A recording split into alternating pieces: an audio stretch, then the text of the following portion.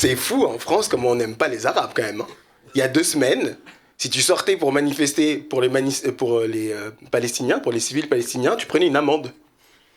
Il y a 2 semaines, si tu sortais dans la rue pour dire peut-être qu'il faudrait tuer un peu moins les Arabes, tu devais de l'argent à l'État. Je sais pas si tu réalises. Bientôt, ils vont faire une attestation pour défendre les Arabes en France, comme pendant le Covid. Sauf que c'est pas le Covid, mais on a peur quand même que tu contamines les gens avec ton empathie. C'est extrêmement grave. Comment tu verbalises ces gens-là? Comment la police y verbalise? Comment ils... Qu'est-ce qu'on défend là? Oh pardon, pardon, j'avais pas vu l'insigne. Non, ça va. Non, c'est des néo-nazis. Allez-y, je vous en prie. Bah, c'est quasiment des collègues, chef. Enfin, allez-y, chef. Je sais même pas si ça sert à quelque chose de manifester, en vrai. Pour la Palestine. Genre, ça sert quoi? Est-ce que ça sert à quelque chose de manifester pour la Palestine à République? Genre, Netanyahou, il écoute pas l'ONU. Tu crois qu'il va écouter le 11e arrondissement? Le pays des droits de l'homme. Le pays des droits de l'homme, la France, on a dit non 2 fois au cessez-le-feu. 2 fois. Enfin, c'est pas aussi simple. C'est juste, non, c'est parce que la formulation, c'était pas la bonne formulation. Parce qu'ils n'ont pas vraiment condamné et nous, on n'était pas... Ok, je craque. Ils ont dit non 2 fois. Tu sais à quel point c'est la honte? Tu sais quel est l'un des pays qui a demandé le cessez-le-feu en premier? La Russie. La honte! La Russie, ils sont en guerre actuellement. C'est-à-dire qu'ils sont là... Oh!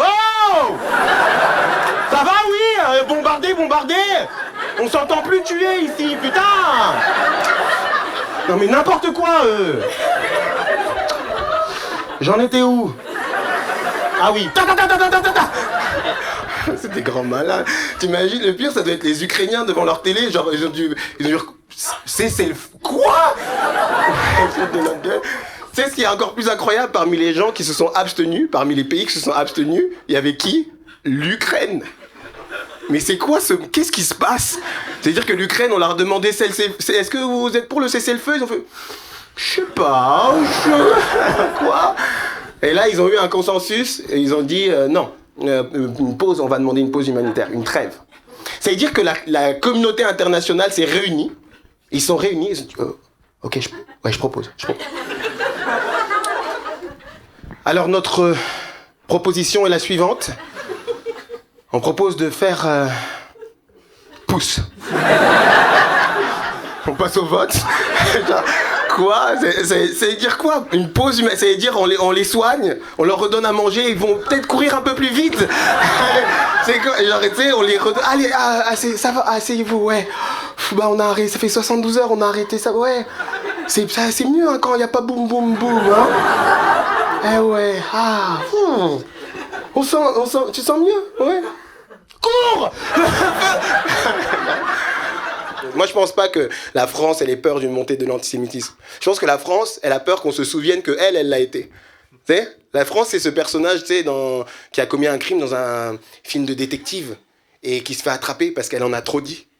Tu sais, elle se fait avoir elle-même. Tu sais, elle dit, mais vous défendez les Palestiniens? Mais donc, vous n'aimez pas les Juifs?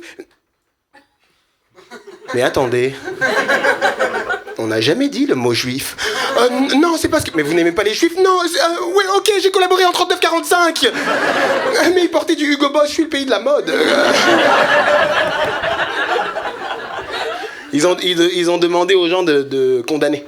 Tu sais, fallait condamner, c'était ça la question. Est-ce que tu condamnes les événements qu'il y a eu le 7 octobre? C'est vraiment la question la plus débile que j'ai entendue de tout ce truc.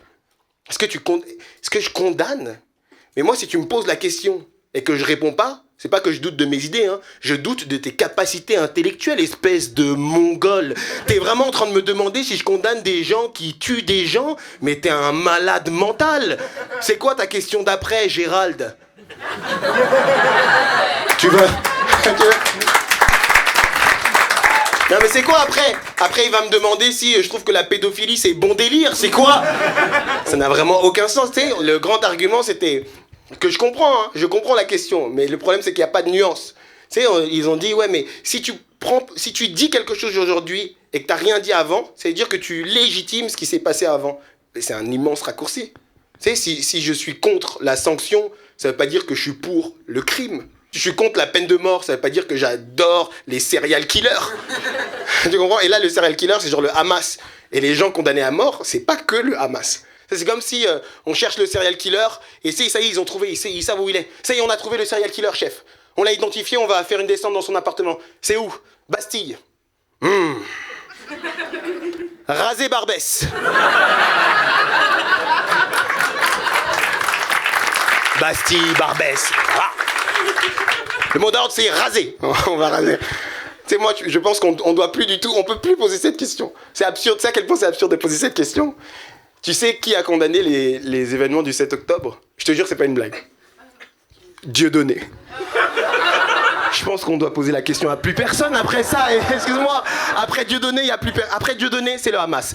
En fait, et ce qui est triste avec Dieudonné, c'est que ça, je te jure, ça se voit, il est sincère. Moi, je suis tombé sur la vidéo, ça se voit, il est sincère. Mais quand tu connais Dieudonné, t'es là, tu dis, arrête. Ça se voit, t'es pas dans ta zone de confort. Arrête.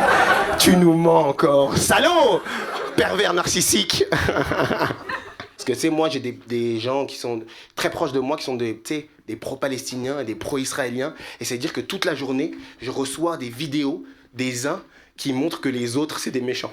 Toute la journée, des vidéos. Toute la journée, je traite des vidéos. J'ai l'impression d'être un algorithme. Toute la journée, je suis là, je traite des vidéos. Et il y a un point commun entre toutes ces vidéos, c'est que toutes les vidéos, c'est des extrémistes. De part et d'autre. Toutes les vidéos qu'on m'envoie, c'est les extrémistes de l'autre côté. Et en fait, le truc qu'on oublie, c'est que les extrémistes, ils font plus de bruit que les autres. Toujours. L'extrême, ça fait toujours plus de bruit. Même dans... Tu prends le truc le plus simple, ok? Le sport, par exemple. Un sportif qui fait du sport, normal, le bruit, c'est... Un mec qui fait des sports extrêmes, c'est... Tu comprends? C'est pareil, les politiciens, un politicien normal, c'est mes chers compatriotes. Nous devons être unis devant ce qui nous arrive. L'extrême, c'est... Tu comprends? Tu sais, par exemple, en France, si on devait considérer ce que pense la France sur tous les sujets en se basant sur un gars, et que ce gars-là, c'est au hasard, Éric Zemmour, ce serait pas la France, tu comprends? Et moi, tu sais, en vrai, je parle de tout ça, et je sais pas si on est tous sincèrement solidaires de ce qui se passe là-bas. Je sais pas si vraiment on est solidaires ou c'est juste parce que c'est le truc du moment, quoi. Tu sais, ça fait 75 ans que ça se passe, on n'en parle jamais, en vrai.